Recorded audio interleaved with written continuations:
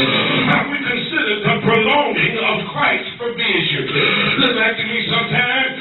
God don't come until you about to collapse. I wish I had somebody. The old folks used to say the darkest hour is just before the break of day. And before you throw the towel in, go down on your knees again.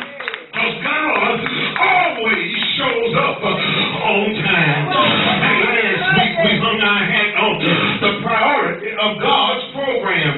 God let you go through something because God's trying to take you to something. At the depth of your misery, that determines the distance of your ministry. I wish I had somebody in here.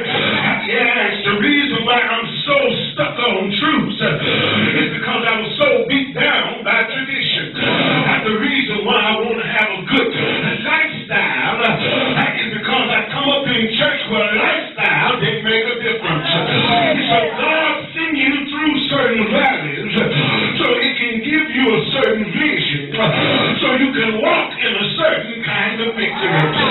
I'm getting ready to preach about Jesus. Somebody said the church don't need gospel messages. They say they need prosperity messages. The truth is, I know how to get some money. And they say they need financial workshops. If you just don't let your outgo exceed your income, then your upkeep won't be your downfall. Some folks say they need a healing service. But the Bible says that it is sick among you, let them sin for the elder. But Romans 1:16 says, I'm not ashamed of the gospel of Jesus Christ, because it is the power of God unto salvation. So in this presentation, my dear, I simply want to talk about four things. I want to talk about the person of Christ, because he stands at the foot of Lazarus' grave and said, I am. I want to talk about the power of Christ, because he told Martha, I am the resurrection and the life. I want to talk about the preservation of Christ, because he says, he that believeth in me, though he were dead, and yet shall he live. And then I want to talk about the permeating promise of Christ, because he says, and whosoever liveth and believeth in me, I shall never die. I just couldn't understand that when I first went to the Baptist church, but they used to say, I done died once. I ain't got to die no more. I wish I had somebody you learn and understand that death is just a shortcut to God. It's just a pathway to paradise. It's just a highway to heaven. Have I got a witness in here? Somebody shout the person of Christ. He stands with crystal classic clarity. I am. We find this statement at least 8 times in the Gospel of John. The first time you see it is in John chapter 6, verse 35, where he basically says, I am spiritual satisfaction. He says, I am the bread of life. Whosoever followeth after me shall never hunger, and he that believeth in me shall never thirst. I heard one minister say, how we need barbiturates to go to sleep, amphetamines to wake up, how we need downers to take us down, and how we need uppers to bring us up, how we need stimulants to keep us steadfast, and we need depressants to handle our disorders. But I come to tell you, every heart is empty without Jesus Christ. No whiskey, no wine, no wealth, no woman, no other thing will fill your void like Jesus Christ. He said, not only am I spiritual satisfaction, but I'll give you some spiritual sight. There is a Proverbs that's what the Matthews likes to quote, is Proverbs 18:24. And it says, there is a way that seemeth right unto a man, but the end thereof is the way unto death. What Jesus said in John 8:12, I am the light of the world. He that believeth in me shall not walk in darkness, but shall have the light of life. I wish I had somebody. I don't have to go on Bourbon Street to have fun. I don't have to get drunk at Wet Willie's on Beale Street to have fun. I don't have to slip off to the shake joint or go down and pull a one-arm bandit at the casino. I'm happy with Jesus alone because I see things differently. I wish I had a shouting church in here, but he says, I am the spiritually self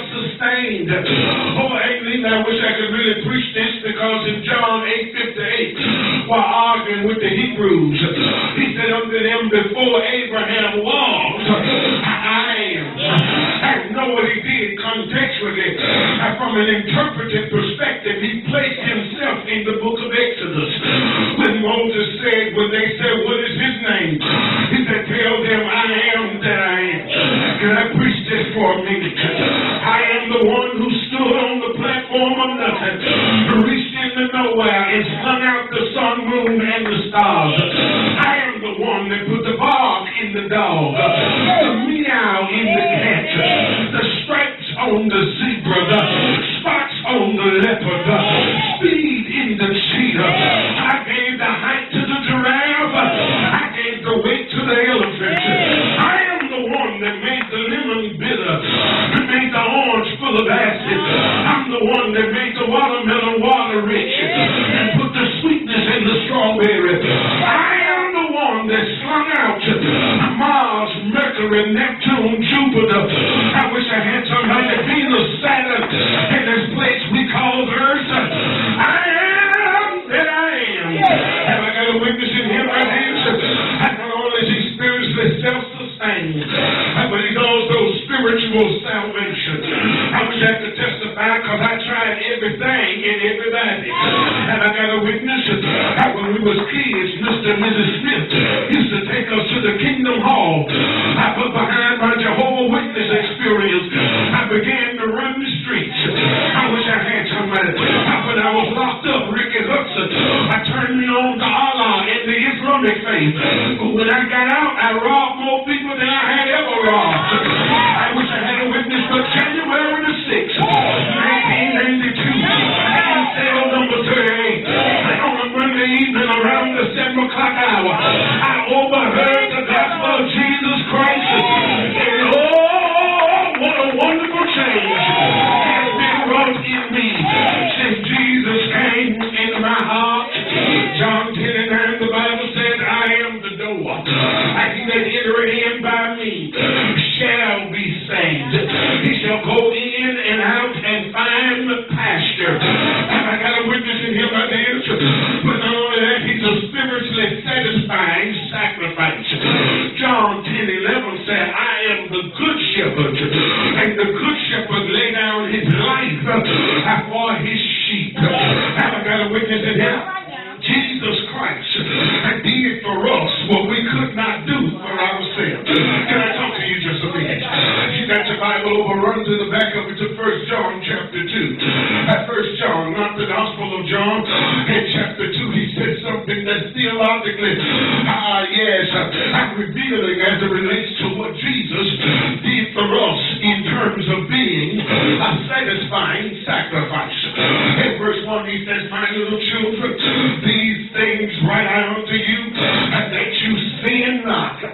But if you sin, we have an advocate with the Father, Jesus Christ the righteous. In verse 2, he says, who is our propitiation